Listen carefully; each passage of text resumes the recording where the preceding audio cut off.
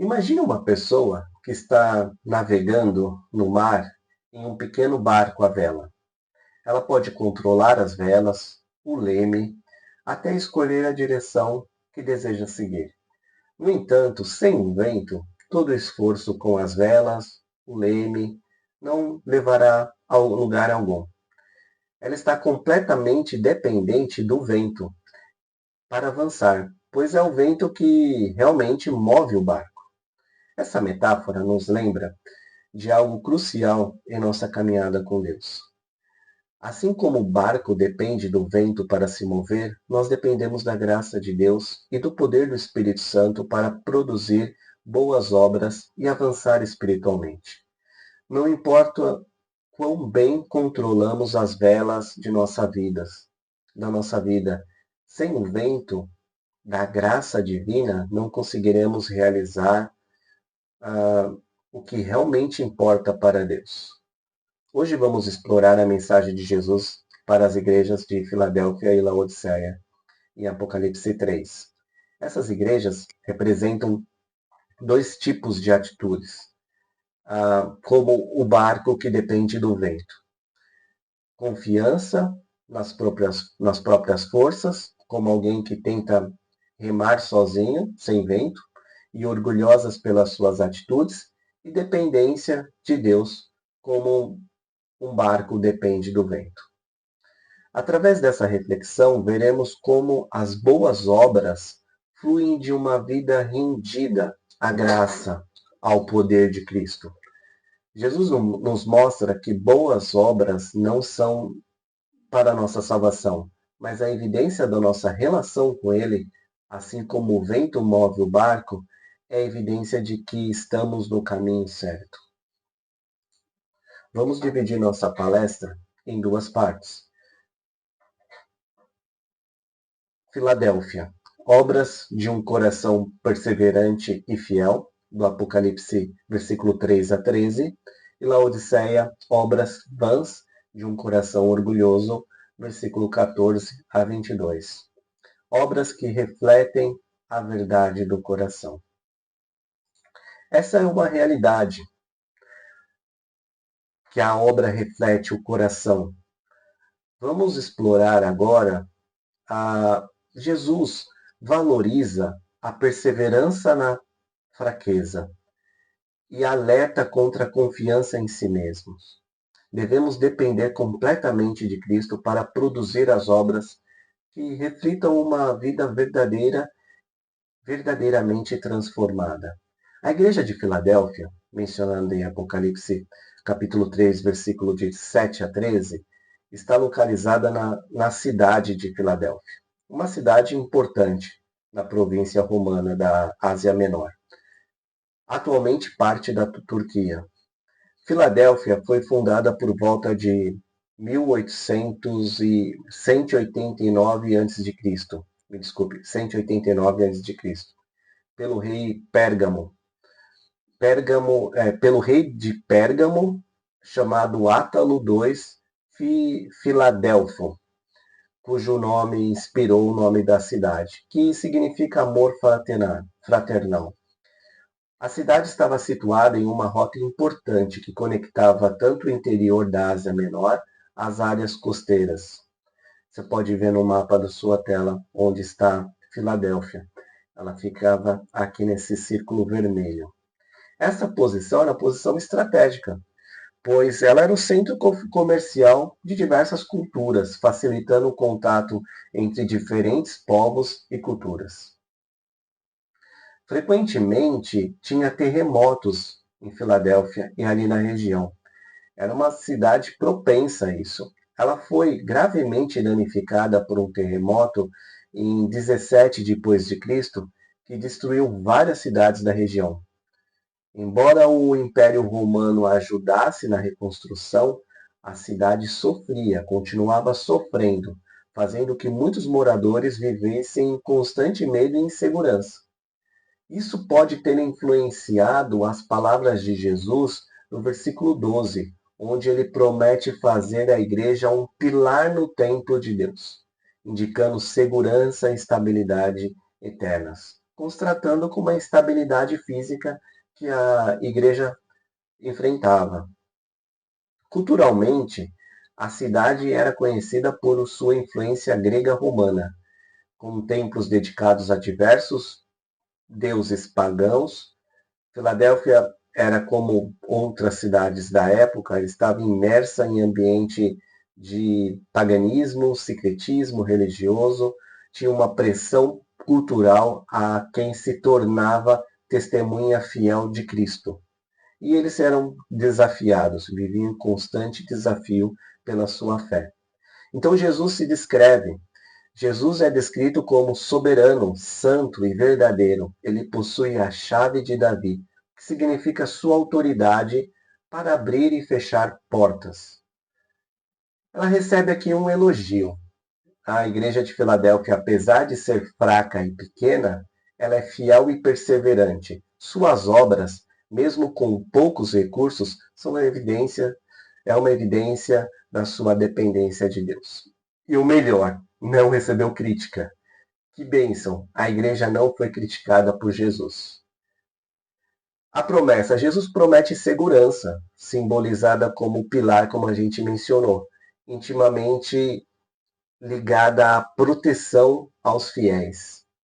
E um encorajamento diferente das demais, Jesus a encoraja, promete segurança divina em meio a adversidades de perseguição, adversidades naturais e outros tipos.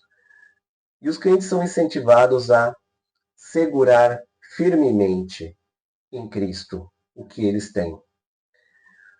Portas abertas, como a gente mencionou, que ninguém pode fechar, e Jesus se descreve, isso pode ser interpretado de diversas formas, mas gostaria de destacar duas. Uma é oportunidade para evangelização. Filadélfia, por ser localizada estrategicamente, ela tinha uma localização estratégica, existia a possibilidade para pregar o evangelho e Jesus que abria essas portas.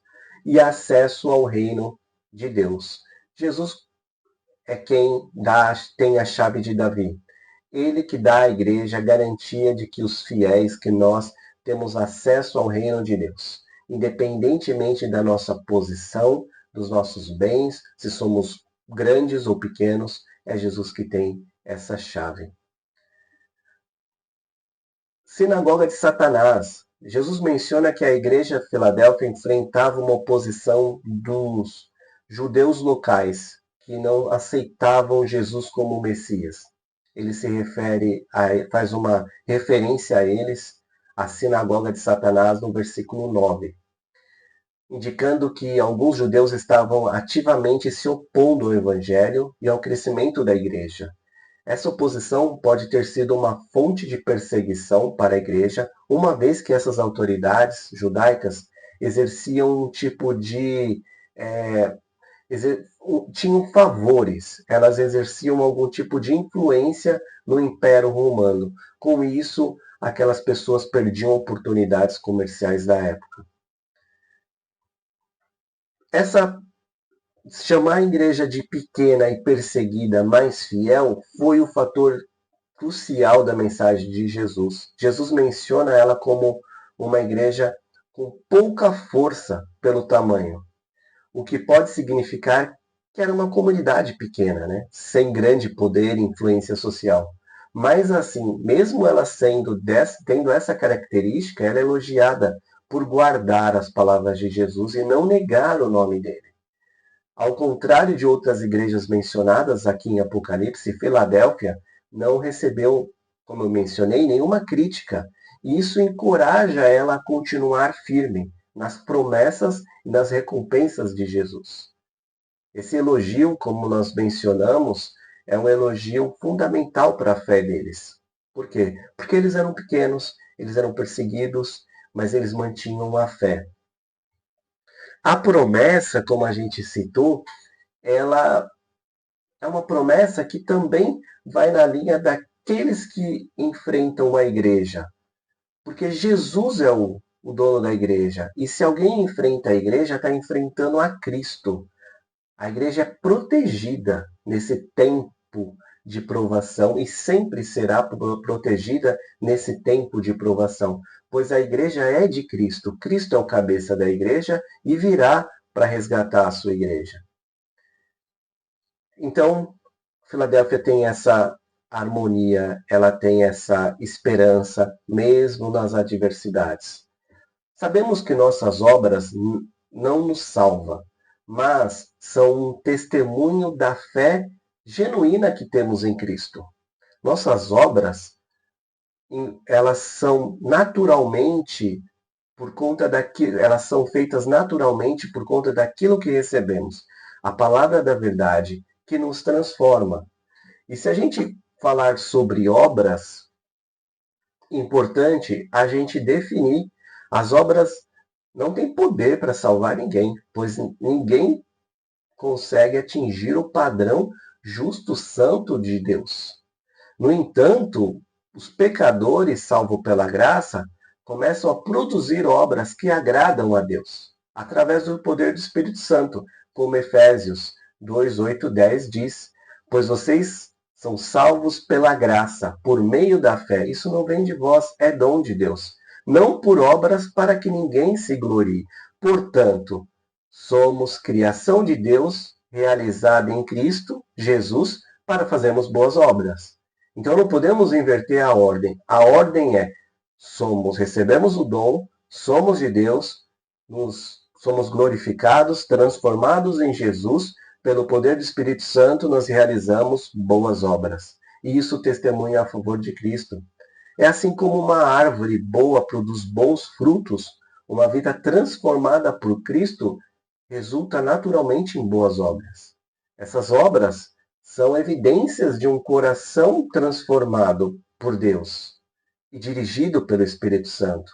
Indica uma saúde espiritual viva e boa e bem nutrida.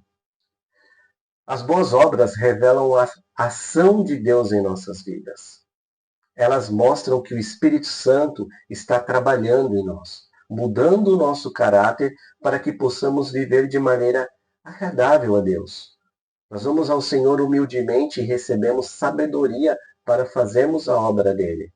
A nossa salvação não é com base na obra, mas a nossa salvação resulta em boas obras. Somos salvos exclusivamente pela obra de Cristo na cruz. E a obra é do Senhor. Quando tentamos ganhar o favor de Deus fazendo a obra dele, distorcemos o Evangelho e negamos a suficiência de Cristo. Assim como o barco depende do vento para avançar, nós dependemos inteiramente de Cristo para realizar as obras de Deus e as que agradam a Deus. Essa dependência que Jesus elogia a igreja de Filadélfia, uma igreja que, mesmo com pouca força, permaneceu fiel e perseverou, essa mesma dependência de Jesus que essa igreja tem é o que nós devemos ter. E com isso a gente chega ao nosso primeiro princípio, primeira verdade.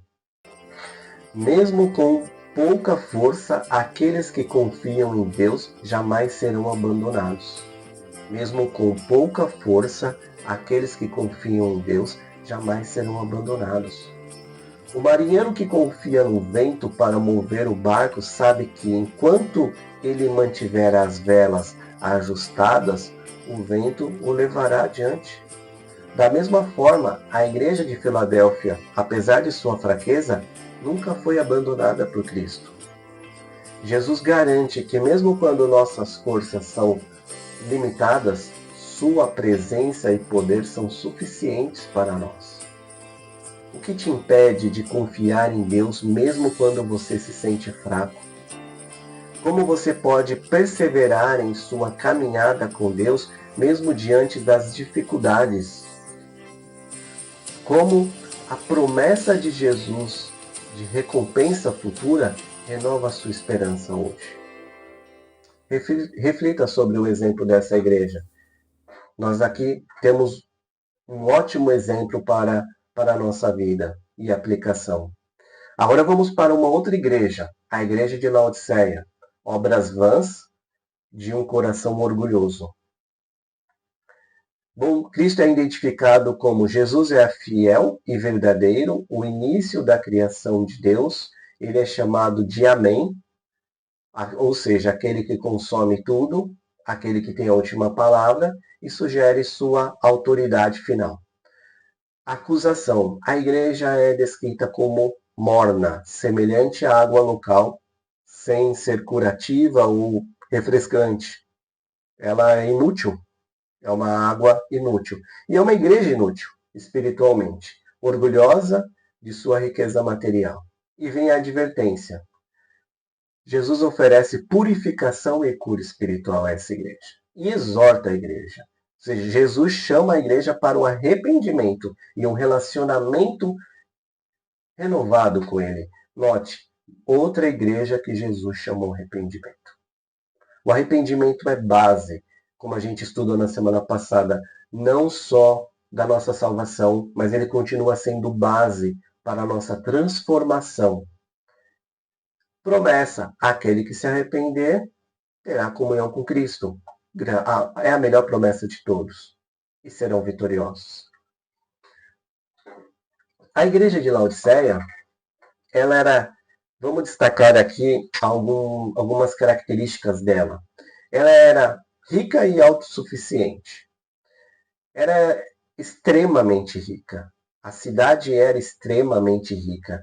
Ela ficava numa importante rota comercial que conectava o leste e o oeste. Isso fazia da cidade um centro próspero da época, de comércios, bancos da época, indústria têxtil da época. Ela era famosa por indústria de lã de alta qualidade, especialmente a lã negra, e também por produzir roupas.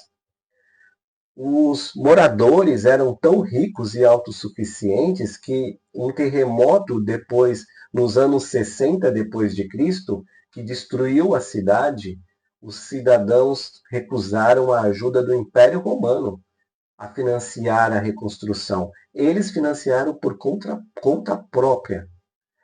Essa autossuficiência financeira influenciou a maneira como a igreja local via a si mesma espiritualmente, levando a confiança excessiva nas suas riquezas materiais, né, e a sua vida espiritual era complacente a isso. Ela tinha problema de água, a cidade. Um dos problemas mais conhecidos de Laodiceia era a falta de uma fonte natural de água próxima à cidade. A cidade dependia de um aqueduto para trazer água de fontes termais que era localizada a 10 quilômetros de distância, ali em Hierápolis. Quando a água chegava à cidade, ela chegava morna, não quente como a fonte termal, de onde ela buscava, lá em Hierápolis, mas nem fria como as águas refrescantes da vizinha de Colossos. A água era conhecida como morna e desagradável. Isso parece ser a origem da metáfora que Jesus faz em Apocalipse 3,16, quando ele diz que os laodicenses eram mornos. Ele estava a ponto de cuspí-lo da boca ou vomitá-los. A mornidão da água simboliza a condição espiritual da igreja, nem fervorosa, nem fria e refrescante. Ou seja, ela não trazia nem coisas boas para o que a água traz quando ela está quente, ela faz coisas boas, como também a água fria que refresca no momento de calor. Ela não servia para nada, ou seja, ela era apática e indiferente, igual uma água a ser cuspida.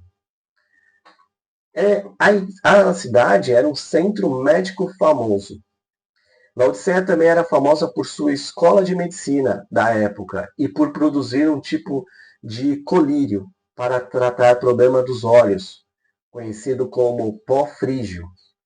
Esse produto médico era exportado para diversas partes do Império Romano.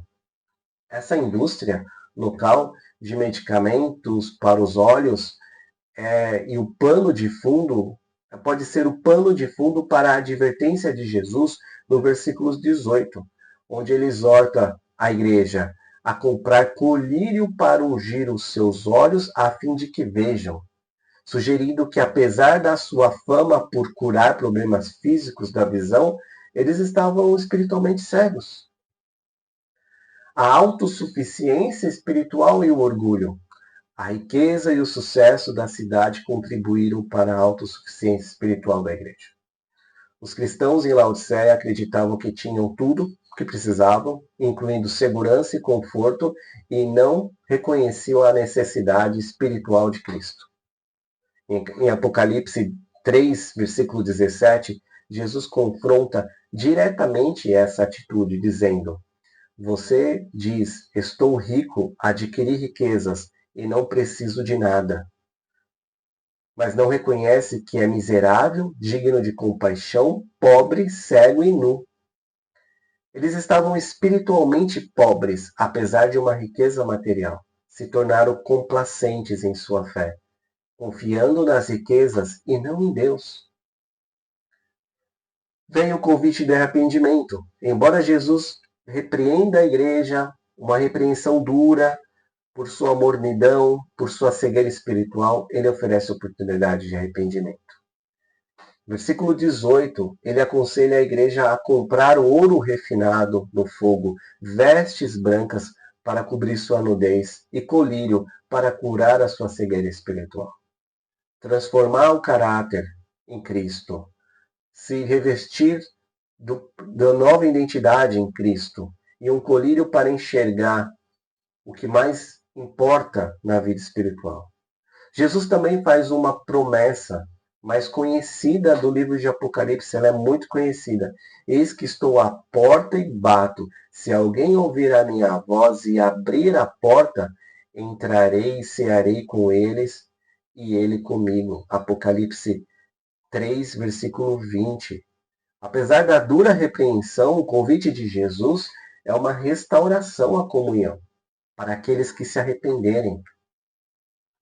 A igreja de Laodiceia estava cercada de riqueza material, sucesso, mas espiritualmente estava morna, complacente e autossuficiente. Jesus advertiu severamente ao arrependimento, para que reconhecesse a verdadeira pobreza espiritual e dependesse dele, exclusivamente dele. Embora rica aos seus olhos e aos olhos do mundo, a igreja de Laodiceia estava cega para a real condição espiritual. E Cristo ofereceu a eles a chance de serem restaurados e viverem a verdadeira comunhão com Ele. Esse contexto ajuda a gente a entender porque Jesus usou metáforas como mornidão, colírio, riqueza verdadeira para falar à igreja, conectando as realidades materiais de Laodiceia com as suas necessidades reais espirituais. Com isso, a gente chega ao nosso segundo e último princípio, ou verdade. As obras são reflexo da condição do coração. As obras são reflexo da condição do coração. A igreja de Laodiceia estava tão focada em suas realizações e status que perdeu o essencial, a dependência de Cristo. Nossas obras, quando feitas em autossuficiência, são vazias. Somente quando nos rendemos a Cristo, que nossas obras têm um verdadeiro valor e propósito. De que maneira o orgulho pode estar te impedindo de depender totalmente de Cristo? De que maneira o orgulho pode estar te impedindo de depender totalmente de Cristo? Onde você tem colocado sua confiança? Nas suas próprias forças, nos seus bens materiais ou na graça de Deus? Onde você tem colocado a sua confiança? Tenha uma ótima semana, até semana que vem.